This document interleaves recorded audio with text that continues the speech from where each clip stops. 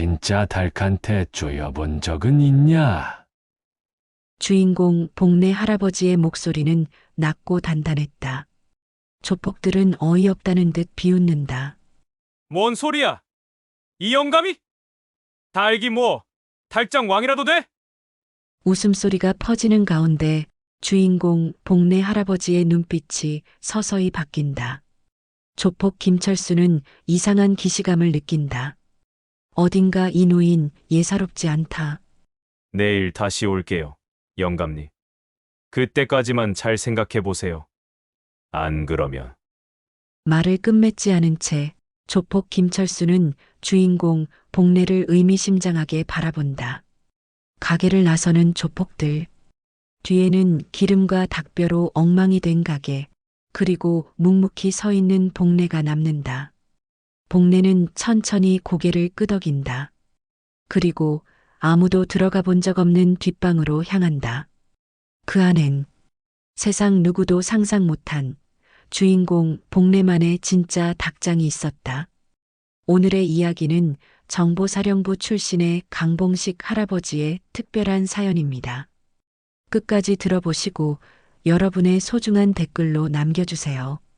구독과 좋아요도 잊지 마시고 매일 새로운 영상을 놓치지 않으려면 알림 설정까지 부탁드려요.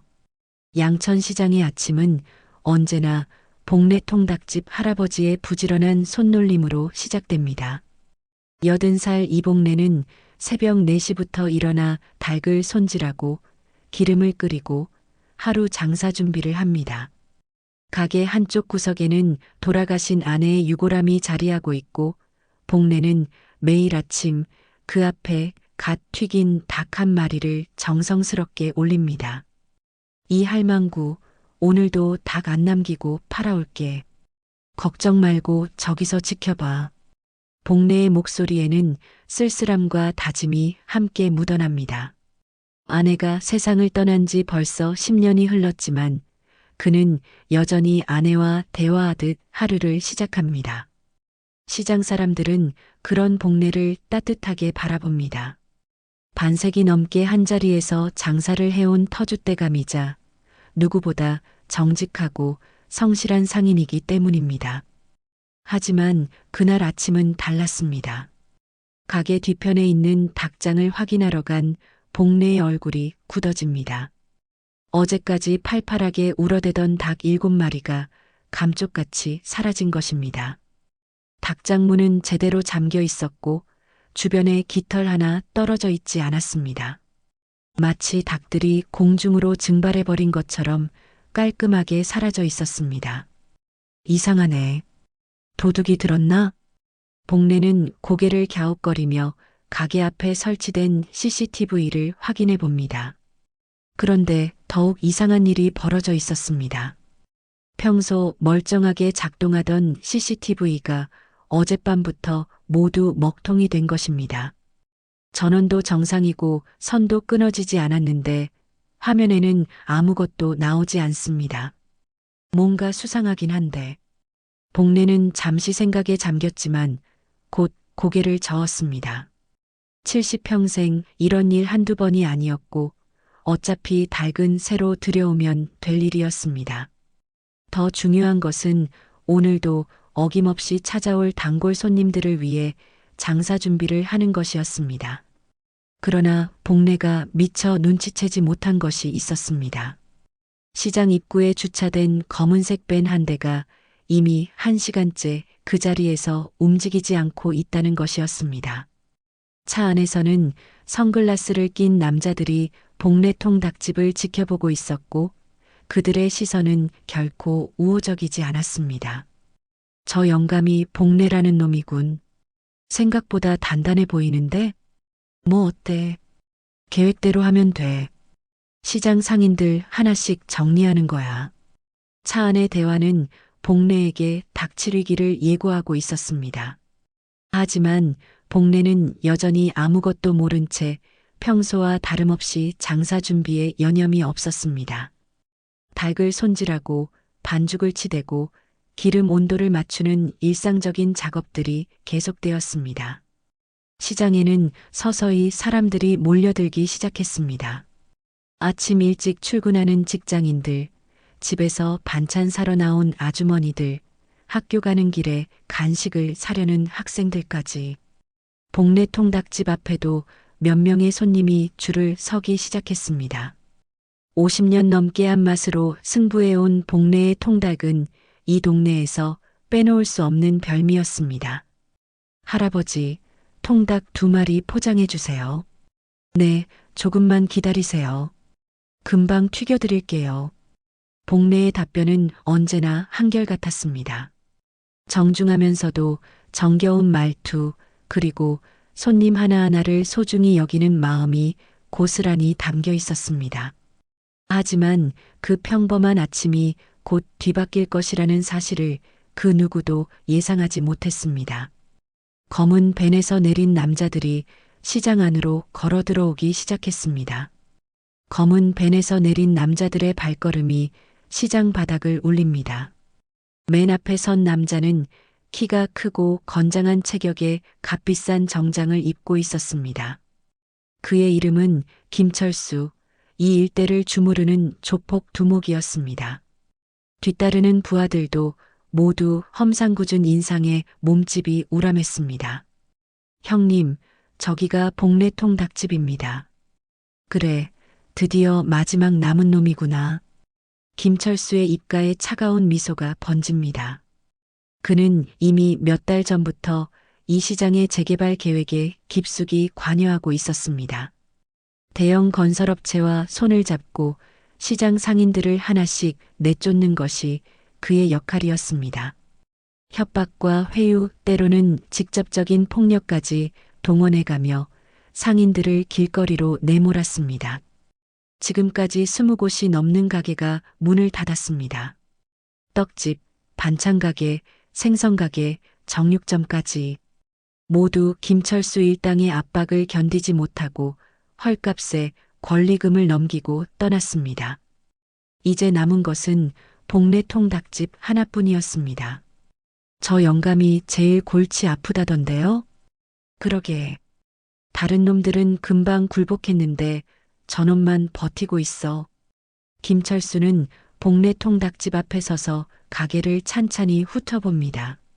낡은 간판, 오래된 테이블과 의자들, 그리고 묵묵히 닭을 튀기고 있는 복례의 모습까지 모든 것이 시대에 뒤떨어져 보였습니다. 이제 닭 팔 시대는 끝났어요, 영감님. 김철수가 가게 안으로 들어서며 큰 소리로 말합니다. 복례는 고개를 들어 그들을 바라봅니다.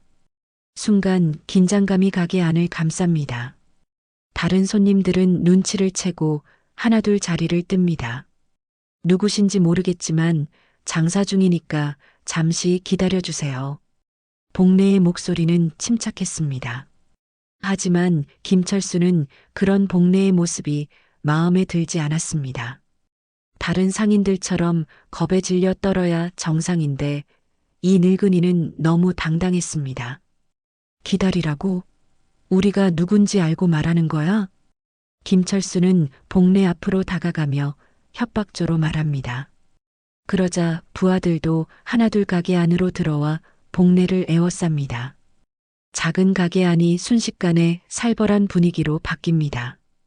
여기 재개발 들어간다는 거 모르시나? 계약금 받고 나가세요. 재개발이요? 처음 듣는 얘기인데요. 복례는 여전히 담담한 표정으로 대답합니다. 사실 그도 몇 달 전부터 시장에 떠도는 소문을 들어 알고 있었습니다. 하지만 공식적인 통보를 받은 적이 없었고 무엇보다 이곳은 그의 인생 그 자체였습니다. 처음 듣는다고? 그럼 이것도 처음 보는 거겠네. 김철수는 주머니에서 두툼한 봉투를 꺼내 복례 눈앞에 던집니다. 봉투에서 현금 다발이 흘러나옵니다. 하지만 복례는 그 돈을 보려고 하지도 않습니다. 돈으로 해결될 일이 아니에요. 그래, 그럼 이건 어때? 김철수는 갑자기 복례가 튀기고 있던 닭을 집어들어 바닥에 내던집니다. 뜨거운 기름이 사방으로 튀면서 복래의 앞치마에 묻습니다. 복래의 얼굴이 굳어집니다. 이거 진짜 닭 맞아? 가짜 닭 아니야? 늙은 닭 튀기는 거 아니야? 김철수의 부하 중 하나가 조롱하듯 말합니다. 그리고는 복래가 소중히 간직하고 있던 기름통을 발로 차서 넘어뜨립니다. 기름이 바닥에 쏟아지면서 가게 안이 엉망이 됩니다. 치킨도 아니고 통닭이 뭐야? 이 구린 냄새 좀 봐라. 또 다른 부하가 복래의 얼굴에 튀긴 닭발을 던집니다. 복래의 뺨에 기름기가 묻으면서 굴욕감이 밀려옵니다. 하지만 복래는 참습니다. 50년 넘게 장사를 하면서 온갖 일을 다 겪어봤기 때문입니다. 영감님, 이제 좀 알아듣겠어? 우리 말 안 들으면 이런 일이 계속 벌어진다고. 김철수는 복래의 어깨를 거칠게 밀쳐 벽에 부딪히게 만듭니다. 80살의 노인에게는 너무 가혹한 폭력이었습니다. 복래는 벽에 기대서 가쁜 숨을 몰아쉽니다. 내 놈들. 복래가 처음으로 화를 낸 목소리를 냅니다. 그의 눈빛이 달라집니다. 지금까지의 온순한 모습과는 전혀 다른 날카롭고 차가운 시선이었습니다. 진짜 닭한테 쪼여본 적은 있냐? 복래의 말에 김철수 일당은 어리둥절한 표정을 짓습니다. 무슨 뜻인지 이해할 수 없었기 때문입니다. 하지만 복래의 눈빛에서는 지금까지 보지 못했던 무언가가 번뜩이고 있었습니다. 뭔 소리야, 이 영감이? 정신 나간 거 아냐? 닭이 뭔데? 부하들이 웃으며 복래를 조롱합니다. 하지만 김철수는 왠지 모를 불안감을 느낍니다. 복래의 표정과 분위기가 갑자기 바뀐 것이 신경 쓰였습니다. 내일 다시 올 테니까 그때까지 생각해 두세요. 안 그러면. 김철수는 말을 끝내지 않고 복래를 의미심장하게 바라봅니다. 그리고는 부하들과 함께 가게를 나섭니다. 뒤에는 엉망이 된 가게와 홀로 남은 복래만이 남았습니다. 복래는 무너진 가게를 둘러보며 천천히 고개를 끄덕입니다. 그리고는 가게 뒷방으로 향합니다. 그곳에는 아무도 모르는 비밀이 숨겨져 있었습니다. 복래는 가게 뒷방으로 들어가 낡은 옷장을 밀어냅니다. 그 뒤로 숨겨진 지하실 입구가 드러납니다. 좁은 계단을 따라 내려가니 지상과는 전혀 다른 공간이 펼쳐집니다. 일반적인 지하실이 아니라 정교한 통신 장비들로 가득한 작전실 같은 곳이었습니다.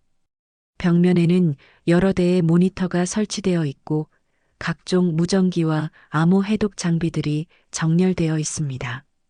한쪽 구석에는 군 복무 시절 사진들과 훈장이 보관되어 있습니다. 사진 속 젊은 복래는 군복을 입고 있었고 계급장을 보니 대위였습니다. 통제선, 여기는 복래입니다. 복래는 능숙한 손놀림으로 무전기를 조작합니다. 그의 목소리는 이전과 완전히 달라져 있었습니다. 온화한 통닭집 할아버지가 아니라 냉정하고 단호한 군인의 모습이었습니다. 복래, 접수했습니다. 상황 보고하십시오.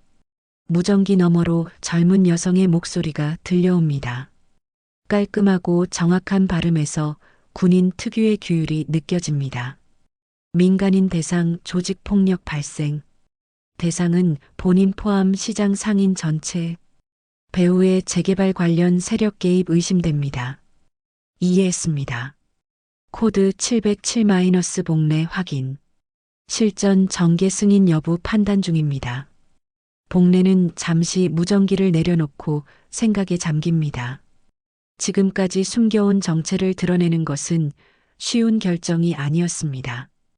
그는 정보사령부 소속으로 30년간 활동했던 전직 요원이었습니다. 퇴역 후에는 평범한 상인으로 살아가려 했지만 여전히 동료들과의 연락망은 유지하고 있었습니다. 복래, 추가 정보 확인됐습니다. 해당 조직은 김철수 일당으로 판단됩니다. 무전기에서 들려오는 목소리에 복래의 표정이 굳어집니다. 김철수라는 이름은 그에게 특별한 의미가 있었습니다. 20년 전 복내의 아들이 교통사고로 죽었을 때 가해자가 바로 김철수의 아버지였습니다. 김철수, 그놈이 여기까지 왔군. 복내의 주먹이 떨립니다. 아들을 잃은 아픔은 아직도 가슴 깊이 남아 있었습니다. 당시 김철수 아버지는 음주운전으로 복내의 아들을 치어 죽였지만 돈과 권력으로 가벼운 처벌만 받았습니다. 그 후 복내는 복수보다는 평범한 삶을 선택했지만 운명은 다시 그들을 마주하게 만들었습니다. 복내, 작전 승인 떨어졌습니다. 은하 소령이 현장 지휘를 맡습니다. 은하 소령이요? 복내의 눈빛이 반짝입니다. 은하는 그의 손녀였습니다. 어릴 때부터 할아버지를 따라다니며 군대 이야기를 듣던 아이가 어느새 여군 특임대 소령이 되어 있었습니다. 할아버지, 오랜만입니다. 무전기 너머로 들려오는 은하의 목소리에는 걱정과 반가움이 섞여 있습니다. 그녀는 할아버지가 위험에 처했다는 소식을 듣고 즉시 작전 참여를 자원했습니다. 은하야, 위험한 일에 끼어들 필요 없다. 할아버지, 이건 단순한 개인적 감정이 아닙니다. 군 작전 개입 요건을 충족하는 사안입니다. 은하의 말이 맞았습니다. 조직폭력배가 일반 시민을 상대로 체계적인 협박과 폭력을 행사하는 것은 사회 안전을 위협하는 심각한 문제였습니다. 특히 재개발 과정에서 벌어지는 불법 행위는 정부 차원에서도 예의주시하고 있는 사안이었습니다. 작전명은 닭장 복수로 정했습니다. 할아버지의 가게 이름을 따서 명명했습니다. 복내는 쓸쓸하게 웃습니다. 50년 넘게 평범한 상인으로 살아온 그에게 다시 작전명이 생겼다는 것이 감회가 새로웠습니다. 장비 점검은 완료됐습니다. 내일 정오에 시장 일대 정전 예정이고 비상 스프링클러 시스템도 준비됐습니다. 할아버지는 평소대로 장사만 하시면 됩니다. 알겠다. 그런데 은하야. 네, 할아버지. 너무 무리하지 마라. 할아버지는 괜찮으니까. 복내의 목소리에는 손녀를 걱정하는 마음이 담겨 있습니다. 하지만 동시에 그는 은하의 능력을 누구보다 잘 알고 있었습니다.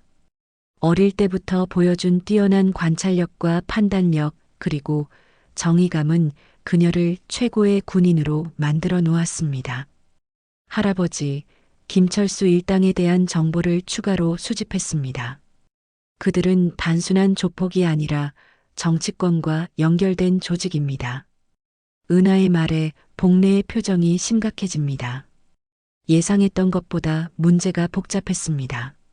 재개발 과정에서 부정한 이익을 챙기려는 세력들이 배후에 있습니다. 할아버지의 가게는 그들에게 마지막 걸림돌인 셈입니다. 복내는 고개를 끄덕입니다. 이제 상황의 전체적인 그림이 보이기 시작했습니다. 김철수는 단순히 개인적인 원한 때문에 온 것이 아니라 더 큰 계획의 일부로 움직이고 있었습니다. 내일 그들이 다시 올 것입니다. 그때가 작전 개시 시점입니다. 알겠다. 모든 준비를 마쳐라. 복내는 무전기를 끈 후 지하실을 천천히 둘러봅니다. 오랫동안 잠들어 있던 과거가 다시 깨어나고 있었습니다. 평범한 통닭집 할아버지에서 다시 군인으로 돌아가는 순간이었습니다. 다음 날 아침 양천시장은 평소보다 더욱 긴장된 분위기였습니다. 김철수 일당이 어제 복내 통닭집에서 벌인 소동을 목격한 상인들은 모두 불안해하고 있었습니다. 몇몇은 일찍 문을 닫고 집으로 돌아갔고 나머지도 언제든 도망갈 준비를 하고 있었습니다. 하지만 복내는 여전히 평상시와 다름없이 가게를 열었습니다.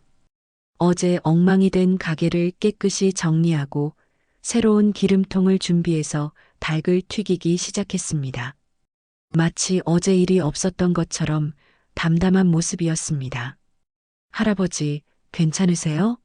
어제 그 사람들이 단골 손님 중 하나인 김아주머니가 걱정스럽게 물어봅니다. 복례는 환한 미소를 지으며 대답합니다. 괜찮습니다. 별일 아니에요. 통닭 한 마리 포장해 드릴까요? 복례의 여유로운 모습에 김아주머니는 오히려 더 걱정이 됩니다. 어제 그 무서운 사람들이 다시 올 텐데 할아버지는 왜 이렇게 태어난지 이해할 수 없었습니다. 한편 시장 곳곳에는 평소에 보지 못했던 사람들이 나타나기 시작했습니다. 어린이 풍물놀이단이라는 간판을 내건 단체가 시장 한쪽에서 공연 준비를 하고 있었습니다. 하지만 자세히 보면 이들의 움직임이 일반적인 공연단과는 달랐습니다. 2번 위치 확인, 타겟 시야 확보, 풍물놀이단 중 한 명이 작은 무전기에 대고 속삭입니다. 겉보기에는 평범한 대학생 같아 보이지만 그의 눈빛은 훈련받은 군인의 것이었습니다. 3번 위치도 준비 완료. 스프링클러 시스템 점검 끝. 또 다른 단원이 무전으로 보고합니다. 이들은 모두 은하소령이 이끄는 특임대원들이었습니다. 민간인으로 위장해서 시장 곳곳에 배치된 것입니다. 모든 위치 확인됐습니다. 타겟 접근 시 즉시 보고하세요. 은하는 시장 입구 근처 카페에 앉아서 전체 상황을 지휘하고 있었습니다. 그녀 앞에는 노트북이 놓여 있고 화면에는 시장 전체의 배치도가 표시되어 있었습니다. 정오가 가까워질 무렵 예상했던 대로 검은 밴이 다시 나타났습니다. 김철수와 부하들이 차에서 내리는 모습이 여러 위치에서 동시에 포착됩니다. 타겟 확인. 총 6명. 리더 김철수 포함. 모든 팀 대기 상태 유지. 작전 개시까지 절대 움직이지 마세요. 은하의 차분한 지시가 무전을 타고 흘러갑니다. 그녀는 할아버지로부터 물려받은 냉정함과 판단력을 10분 발휘하고 있었습니다. 김철수 일당은 어제보다 더 많은 인원을 데리고 왔습니다. 시장 상인들을 완전히 장악하려는 의도였습니다. 그들은 복례 통닭집으로 향하면서 주변 가게들도 위협했습니다. 모두 가게 문 닫고 집에 가. 오늘은 우리가 시장을 정리하는 날이야. 부하 중 하나가 큰 소리로 외치자 상인들은 겁에 질려 하나둘 가게 문을 잠그기 시작합니다. 순식간에 시장이 한산해집니다. 저 영감 아직도 안 나갔네? 김철수는 여전히 문을 열고 있는 복례 통닭집을 보며 비웃습니다. 어제 그렇게 압박했는데도 굴복하지 않는 것이 오히려 신기했습니다. 오늘은 확실히 정리해주겠어. 김철수는 부하들과 함께 복례 통닭집으로 들어갑니다. 복례는 여전히 닭을 튀기고 있었습니다. 마치 그들의 존재를 무시하는 것처럼 보였습니다. 영감님, 어제 우리 말 못 들었어요? 들었습니다. 하지만 여전히 나갈 생각이 없어요. 복례의 단호한 대답에 김철수의 얼굴이 일그러집니다. 지금까지 이렇게 버티는 상인은 없었습니다.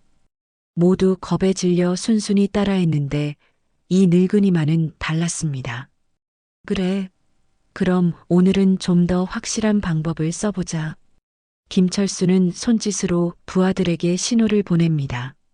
부하들은 즉시 가게 안의 테이블과 의자들을 부수기 시작합니다.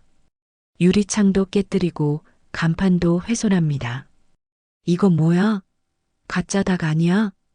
한 부하가 복례가 튀기던 닭을 집어들고 바닥에 내던집니다. 뜨거운 기름이 사방으로 튀면서 복례의 얼굴에도 묻습니다. 늙은 닭 튀기는 거 아니야? 닭뼈 나왔다고 신고하면 어떻게 할 거야? 또 다른 부하가 조롱하면서 복례의 가슴을 거칠게 밉니다. 80살의 노인에게는 감당하기 어려운 충격이었습니다. 복례는 뒤로 비틀거리다가 바닥에 넘어집니다. 할아버지. 그 순간 가게 밖에서 급하게 뛰어오는 발걸음 소리가 들립니다. 은하가 나타난 것입니다. 그녀는 평범한 대학생으로 위장하고 있었지만 할아버지가 위험에 처한 모습을 보고 참을 수 없었습니다. 누구야 너? 김철수가 갑자기 나타난 은하를 보며 의심스러운 눈초리를 보냅니다. 하지만 은하는 당황하지 않고 연기를 계속합니다. 저기 할아버지 괜찮으세요? 119 불러드릴까요? 꺼져. 내가 끼어들 일 아니야. 부하 중 하나가 은하를 밀치려 합니다. 그 순간 은하의 눈빛이 변합니다. 군인으로서의 본능이 깨어나는 순간이었습니다. 작전 개시. 은하가 작은 목소리로 무전의 지시를 내립니다. 드디어 복수의 시간이 시작되었습니다. 은하의 신호와 함께 시장 전체가 갑자기 정전됩니다. 모든 가게에 불이 꺼지고 가로등도 동시에 작동을 멈춥니다. 한낮인데도 시장 안이 어둠에 휩싸입니다. 뭐야? 정전이야? 김철수 일당은 갑작스러운 상황에 당황합니다. 하지만 이것은 시작에 불과했습니다. 곧이어 시장 곳곳에 설치된 스프링클러가 일제히 작동하기 시작합니다. 그런데 일반적인 물이 아니라 끈적끈적한 액체가 쏟아져 내립니다. 이게 뭐야? 기름이야? 부하 중 하나가 소리를 지릅니다. 스프링클러에서 나오는 것은 복례통 닭집에서 사용하는 달기름이었습니다. 은하가 미리 준비해둔 특별한 장치였습니다. 기름에 젖은 바닥은 순식간에 미끄러워집니다. 김철수 일당은 제대로 서 있기도 어려운 상황이 됩니다. 한 명씩 미끄러져 넘어지기 시작하고 가게 안은 아수라장이 됩니다. 형님, 이거 뭔가 이상해요. 조용히 해. 그냥 정전 사고야. 김철수는 부하들을 진정시키려 하지만 그 자신도 불안감을 감출 수 없습니다. 너무나 절묘한 타이밍이었기 때문입니다. 그 순간 가게 한쪽 구석에서 소리가 들립니다. 복례가 숨겨두었던 닭장에서 흰 닭 2마리가 나타난 것입니다. 평소 온순했던 닭들이 갑자기 사나워져서 김철수 일당의 다리를 쪼기 시작합니다. 아, 이놈의 닭이 왜 이래? 살려줘. 닭이 미쳤어. 부하들은 닭의 공격에 우왕좌왕합니다. 기름 때문에 제대로 도망가지도 못하고 닭들은 계속해서 그들을 쫓아다닙니다. 평생 닭을 무시하고 살았던 그들에게는 굴욕적인 순간이었습니다. 그때 가게 밖에서 웅장한 북소리가 울려 퍼집니다. 어린이 풍물놀이단으로 위장했던 특임대원들이 본격적인 작전을 시작한 것입니다. 하지만 그들의 연주는 일반적인 풍물놀이가 아니었습니다. 치킨 대신 처절한 교훈을 드립니다. 시장 입구에 거대한 현수막이 펼쳐집니다. 특임대원들이 미리 준비해둔 것이었습니다. 동시에 여러 방향에서 위장한 대원들이 나타나기 시작합니다. 무슨 일이야? 이게 뭐야? 김철수는 상황이 심상치 않다는 것을 느끼기 시작합니다. 단순한 사고가 아니라 누군가 의도적으로 계획한 일이라는 확신이 듭니다. 형님, 우리 빨리 나가요. 부하들이 도망가려 하지만 이미 늦었습니다. 특임대원들이 가게 주변을 완전히 포위한 상태였습니다. 평범한 시민으로 위장했지만 그들의 움직임에서는 전문적인 훈련을 받은 흔적이 역력했습니다. 여러분, 진정하세요. 우리는 시민자율방범대입니다. 은하가 앞으로 나서며 말합니다. 그녀의 목소리는 침착하면서도 권위가 있었습니다. 김철수는 그녀의 말투에서 뭔가 다른 것을 감지합니다. 방범대? 웃기지 마. 너희가 뭔데? 김철수가 큰 소리로 외치지만 목소리에는 이미 불안감이 섞여 있습니다. 상황이 완전히 그들의 통제를 벗어났기 때문입니다. 할아버지, 괜찮으세요? 은하가 복례에게 다가가서 부축해 일으켜 세웁니다.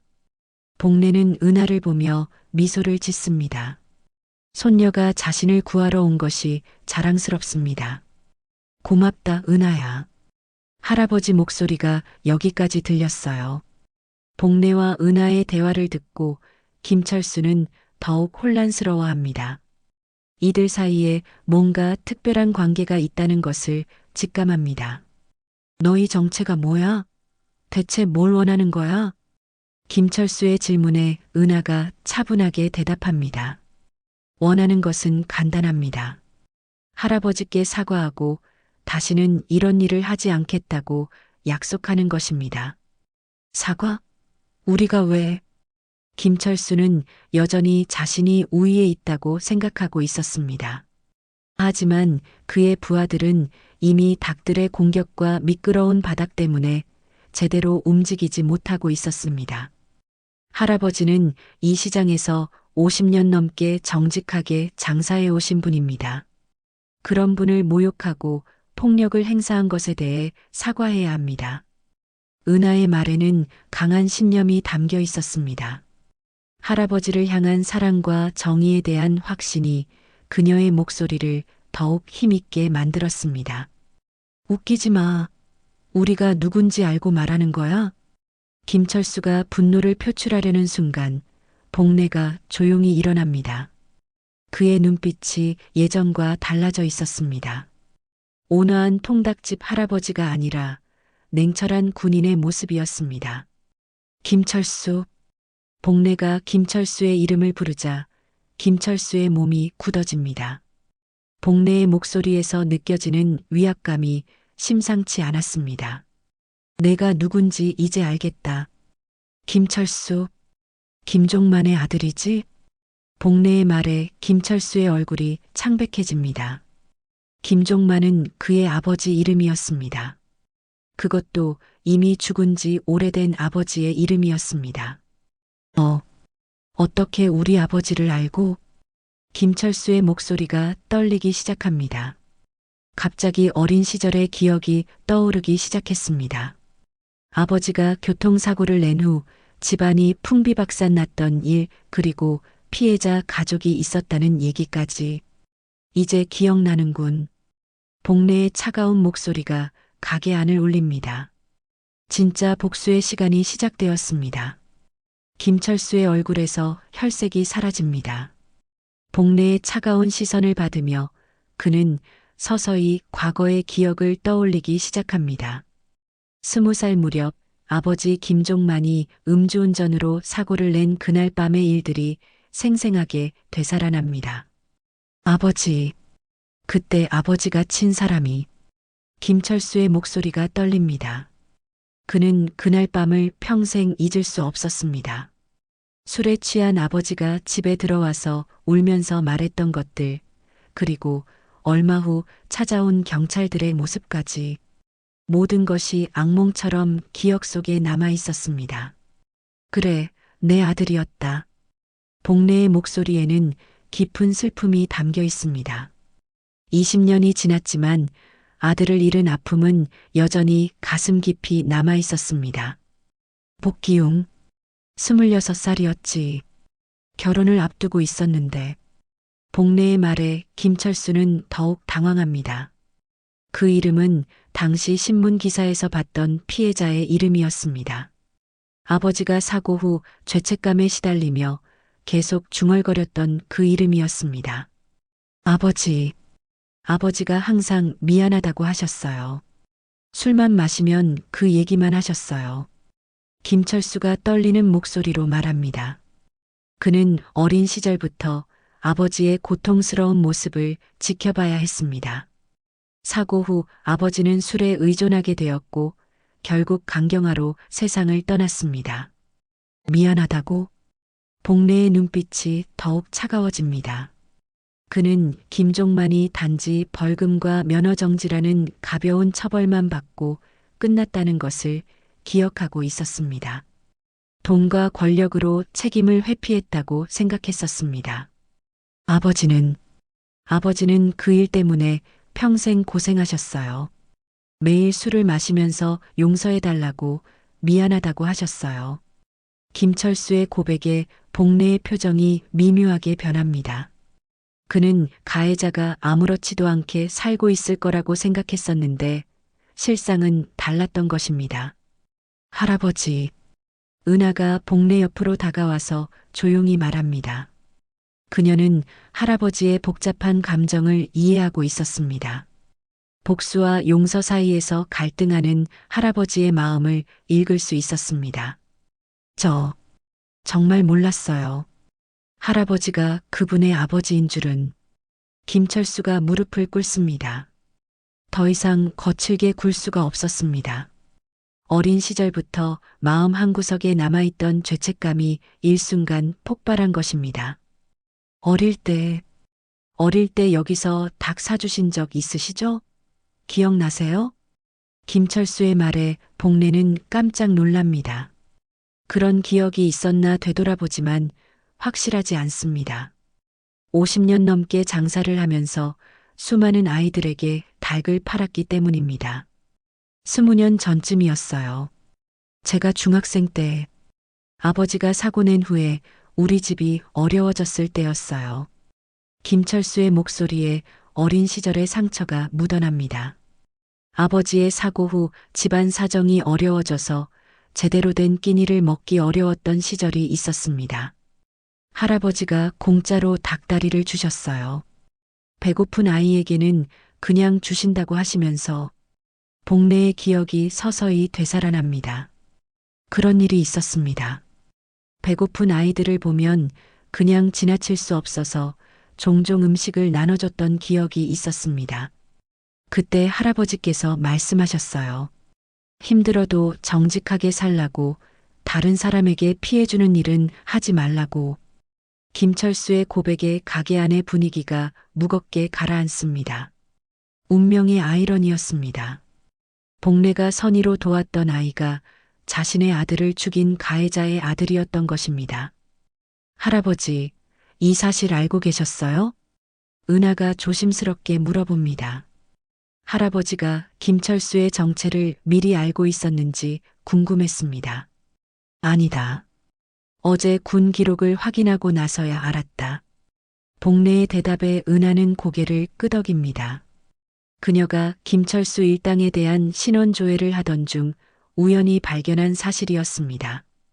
김철수의 아버지 김종만이 20년 전 복기웅의 교통사고 가해자였다는 기록을 찾아낸 것입니다. 할아버지, 저는 정말 몰랐어요. 시장 재개발 일 때문에 온 건데 이런 인연이 있을 줄은. 김철수는 여전히 무릎을 꿇은 채로 말합니다. 그의 부하들도 상황을 파악하고는 조용히 고개를 숙이고 있습니다. 인연이라고 하기에는. 복례의 목소리가 쓸쓸합니다. 너무나 복잡하고 아픈 인연이었습니다. 아들을 잃은 아버지와 가해자의 아들이 이런 식으로 다시 만나게 될 줄은 누구도 예상하지 못했습니다. 할아버지의 가르침을 어겼어요. 정직하게 살지도 못했고 다른 사람에게 피해만 줬어요. 김철수의 참회에 복례는 깊은 한숨을 쉽니다. 복수를 꿈꿨던 순간도 있었지만 지금은 복잡한 감정만이 남아 있었습니다. 우리 아버지, 아들 말이다. 복례가 천천히 입을 엽니다. 그의 목소리에는 아직도 아들을 그리워하는 마음이 담겨 있었습니다. 결혼을 일주일 앞두고 있었어. 예비 신부에게 줄 선물을 사러 가다가 당한 거야. 복례의 말에 김철수의 죄책감은 더욱 깊어집니다. 단순한 사고가 아니라 누군가의 인생 전체를 바꿔버린 비극이었던 것입니다. 진정한 대면의 순간이 다가오고 있었습니다. 복례는 무릎을 꿇고 있는 김철수를 내려다봅니다. 분노와 슬픔, 그리고 예상치 못한 연민이 복잡하게 얽혀있는 감정이 그의 마음을 휩쓸고 있었습니다. 20년 동안 품어왔던 원망이 한순간에 무너져 내리는 것 같았습니다. 일어나라. 복례의 조용한 목소리에 김철수가 고개를 듭니다. 하지만 쉽게 일어날 수는 없었습니다.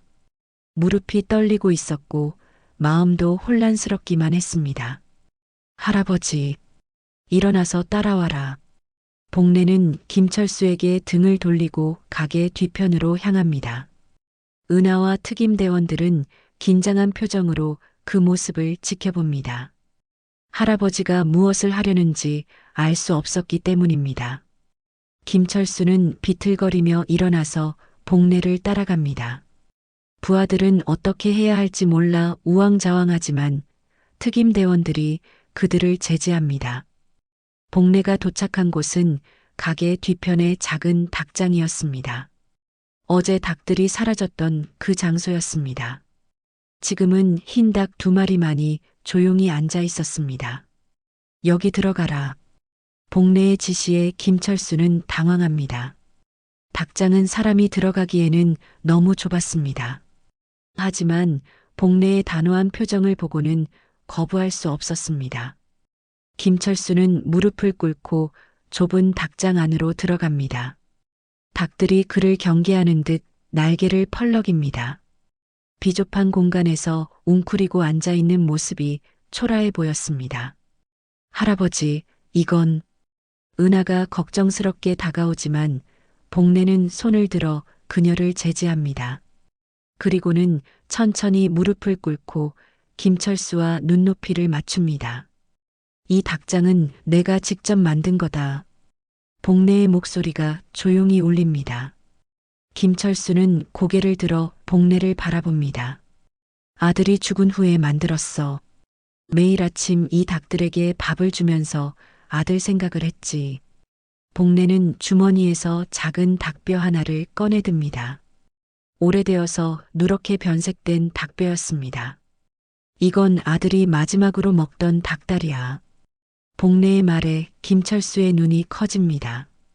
20년 전 그날의 기억이 떠오르기 시작합니다. 사고 나기 전날 아들이 여기서 닭다리를 사갔어. 신부에게 줄 거라면서 기뻐하더라고. 복례의 목소리에 그리움이 묻어납니다. 아들의 마지막 모습이 생생하게 기억 속에 남아 있었습니다. 그 다음 날 아들은 돌아오지 않았다. 김철수는 더 이상 말을 할 수 없었습니다. 목구멍이 메어와서 소리가 나오지 않았습니다. 자신의 아버지가 저지른 일의 무게가 온몸을 짓누르고 있었습니다. 기억나냐? 복례가 닭뼈를 김철수 앞에 내밉니다. 김철수는 그 닭뼈를 바라보며 떨리는 손으로 받아듭니다. 이 뼈를 만질 때마다 아들 생각이 났어. 분노도 났고 복수도 하고 싶었지. 복례의 고백의 주변에 있던 모든 사람들이 숨을 죽입니다. 은하도 할아버지의 깊은 상처를 처음 제대로 알게 되었습니다. 하지만 복수한다고 해서 아들이 돌아오는 건 아니잖아. 복례의 말에 김철수가 고개를 끄덕입니다. 그도 아버지의 고통을 지켜보면서 같은 생각을 했었습니다. 미안하다고 해서, 후회한다고 해서 죽은 사람이 살아 돌아오는 것은 아니라는 것을 알고 있었습니다. 그래서 이 닭장을 만들었어. 분노를 가둬두는 감옥이야. 복례는 닭장의 철망을 만지며 말합니다. 20년 동안 이 작은 공간에 자신의 분노와 원망을 가둬둔 것입니다. 너도 지금 이 감옥에 들어와 있다. 내 죄책감과 후회를 가둬두는 감옥에 말이야. 복례의 비유에 김철수는 깊이 고개를 숙입니다. 정말로 자신이 감옥에 갇혀 있는 것 같은 기분이었습니다. 할아버지, 저는 어떻게 해야 할까요? 김철수가 떨리는 목소리로 묻습니다. 지금까지 살아온 방식이 모두 잘못되었다는 것을 깨달았지만 어떻게 살아가야 할지 모르겠었습니다. 속죄하고 싶다면 진짜 사람답게 살아라. 복례의 대답은 간단했지만 무게가 있었습니다.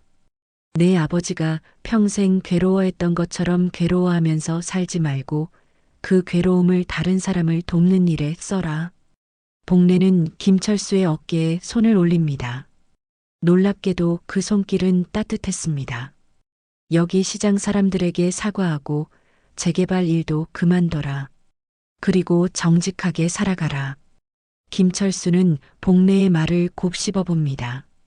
쉽지 않은 일이었지만 이것이 진정한 속죄의 길이라는 것을 알 수 있었습니다.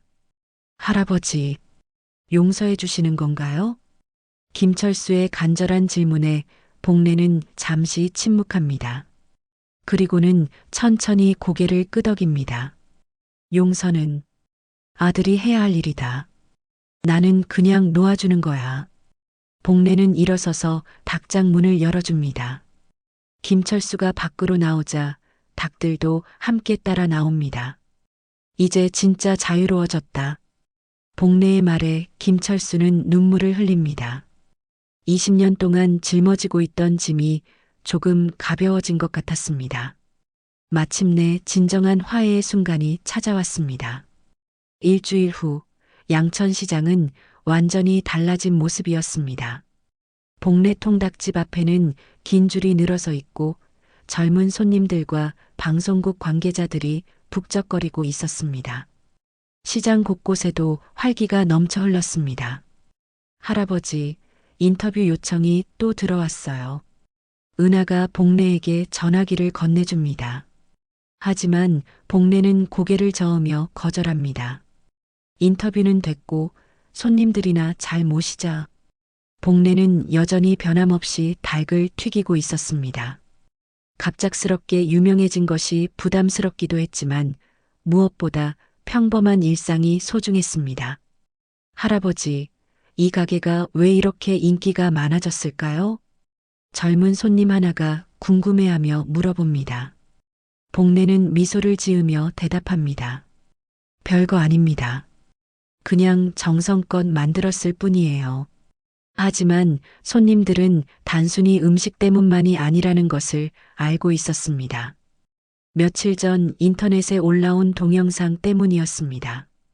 시장에서 벌어진 일련의 사건들이 누군가에 의해 촬영되어 화제가 되었던 것입니다. 노인의 품격이란 게 뭔지 보여준 곳이에요. 다른 손님이 감탄하며 말합니다.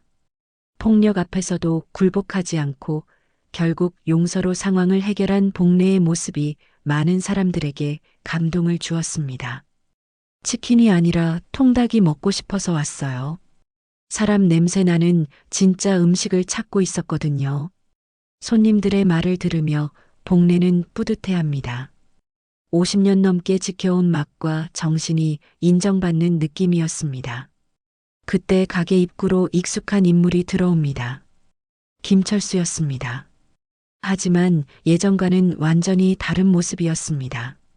깔끔하게 정리된 옷차림에 진정한 미소를 짓고 있었습니다. 할아버지, 안녕하세요. 김철수의 인사에 가게 안이 잠시 조용해집니다. 손님들은 이 사람이 누구인지 궁금해하며 쳐다봅니다. 왔구나. 어서 앉아라. 복례는 자연스럽게 김철수를 맞이합니다. 일주일 전의 일이 있었지만 이제는 서로를 이해하는 사이가 되었습니다. 통닭 한 마리 주세요. 그리고 김철수가 잠시 망설이다가 말을 이어갑니다. 시장 상인회에서 논의할 일이 있어서 왔습니다. 복례는 고개를 끄덕이며 닭을 튀기기 시작합니다. 김철수는 일주일 전 약속대로 재개발 사업에서 완전히 손을 뗐습니다. 그리고 시장 상인들에게 진심으로 사과했습니다. 상인회에서 결정했어요. 재개발은 하되 기존 상인들의 권익을 보장하는 방향으로 진행하기로 했습니다. 김철수의 말에 복례의 얼굴이 밝아집니다. 이것이야말로 모두에게 도움이 되는 해결책이었습니다. 그리고 제가 중간에서 상인들과 건설업체 사이의 소통을 돕기로 했어요. 무료로요. 김철수는 이제 더 이상 조폭이 아니었습니다. 정당한 사업을 통해 생계를 꾸려가고 있었고 특히 분쟁 해결과 중재 일에 재능을 보이고 있었습니다. 잘했다. 그렇게 살아야지. 복례의 격려에 김철수는 감사한 표정을 짓습니다. 할아버지의 한마디가 그에게는 큰 힘이 되었습니다. 아, 그리고 이것도 드리려고 왔어요. 김철수는 주머니에서 작은 봉투를 꺼내 복례에게 건넵니다. 봉투 안에는 낡은 사진 한 장이 들어 있었습니다. 아버지 유품 정리하다가 찾았어요.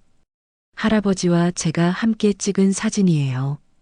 복례는 사진을 들여다봅니다.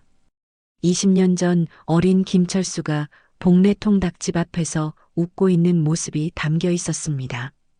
복례 옆에는 당시 26살이었던 복기웅도 함께 있었습니다.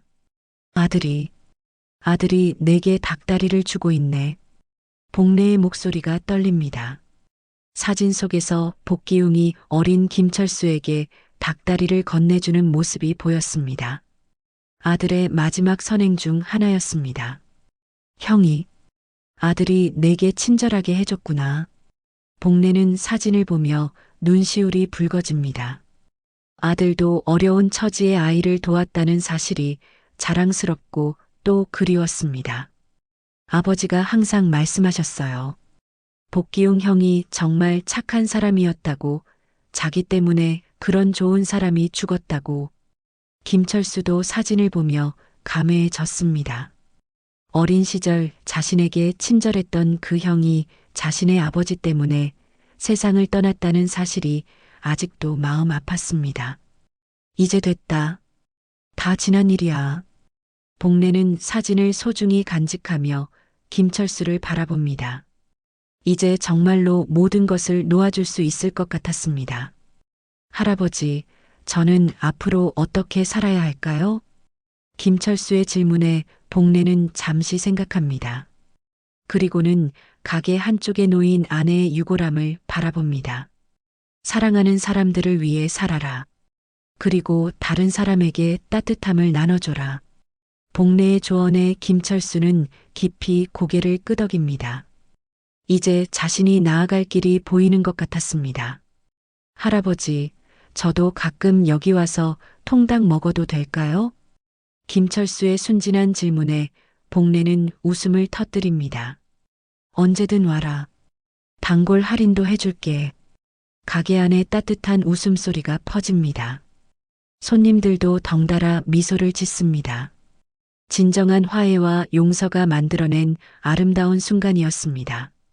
저녁 무렵 복례는 아내의 유골함 앞에 갓 튀긴 닭 한 마리를 올립니다. 이 할망구, 오늘도 좋은 하루였어. 우리 아들도 하늘에서 기뻐할 거야.